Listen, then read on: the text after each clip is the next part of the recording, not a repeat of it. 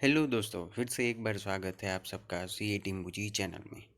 आज हम बात करने वाले हैं टीडीएस के सेक्शन 194 क्यू के बारे में। कब से एप्लीकेबल होने वाला है, रेट ऑफ टीडीएस, किस रेट से टीडीएस कटेगा और other condition of section 194 Q. ये सब कुछ आज हम डिस्कस करने वाले हैं। बने रहिए हमारे इस वीडियो के एंड तक। एप्लीकेबिलिटी सेक्शन 194 क्यू कब से एप्लीकेबल होगा? The Finance Act 2021 has introduced new section 194Q which will be applicable from 1st July 2021। यानी कि ये सेक्शन 1 जुलाई 2021 से एप्लीकेबल हो जाएगा। 1 जुलाई से जिस जिस ट्रांजैक्शन पर 194Q लगेगा उस पर पर्सन को टीडीएस काटना कंपलसरी होगा। अब है मेन प्रोविज़न इस सेक्शन का। Any person being a buyer who is responsible for paying any sum to any resident for purchase of any goods of value or aggregate of such value exceeding 50 lakh rupees in any previous year shall, at the time of credit of such sum to the account of the seller or at the time of payment thereof by any mode, whichever is earlier, deduct an amount equal to 0.01% of such sum exceeding 50 lakh rupees as income tax। यानी कि कोई buyer है जिसने India के resident supplier से माल खरीदा है और उस गुड्स का अमाउंट सबका मिला के साल में 50 लाख से ज़्यादा है, तो उस सेलर को पे करते टाइम या उसका अकाउंट में पेमेंट क्रेडिट करते टाइम दोनों में से जो भी पहले आएगा उस वक्त बायर को 0.1% के रेट से टीडीएस कट करना पड़ेगा और गवर्नमेंट को डिपॉजिट करवाना पड़ेगा, गवर्नमेंट के पास डिपॉजिट करवाना पड़ेगा। Rate of TDS, seller having पान नंबर 0.1% और सेलर नॉट हैविंग पान नंबर 5%। मतलब सेलर अपना पान नंबर प्रोवाइड करता है जो कि सबके पास मोस्ट ऑफ द केसेस में होता है, तो रेट होगा 0.1% और अदरवाइज 5% की रेट से टैक्स कटेगा। Other conditions of this section: the turnover of purchaser shall be more than rupees 10 crore in preceding financial year। ये सेक्शन उस बायर को ही लगेगा जिसका टर्नओवर पिछले साल में 10 करोड़ से ज़्यादा का है। TDS deductible at the time of credit of such sum to the account of resident seller or at the time of payment thereof by any mode whichever is earlier। TDS seller को actual payment करते time और उसके account में credit करते time जो भी पहले आएगा उस टाइम पे कट करना पड़ेगा और गवर्नमेंट के पास डिपॉजिट करवाना पड़ेगा। TDS deductible on advance payment also.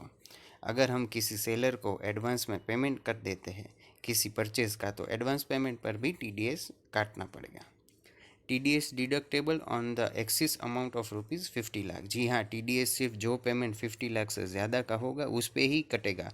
For example, आपने अगर 55 लाख का पेमेंट किया है तो TDS 5 लाख पे ही कटेगा और पूरे 55 लाख पे नहीं कटेगा। TDS deductible when goods are purchased for the value or aggregate of value exceeding 50 lakh rupees in any previous year। TDS तभी काटना है जब परचेज पिछले साल में 50 लाख से ज़्यादा का किया हो।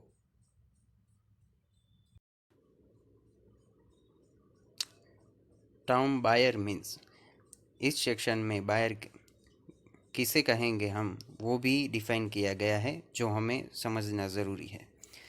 A person having total sale, gross receipt or turnover exceeding rupees 10 crore rupees in the immediately preceding financial year which the specified purchase of goods took place।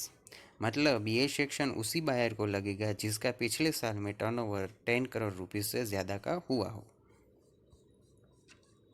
Section 194 Q not applicable, किस किस cases में ये section नहीं लगेगा?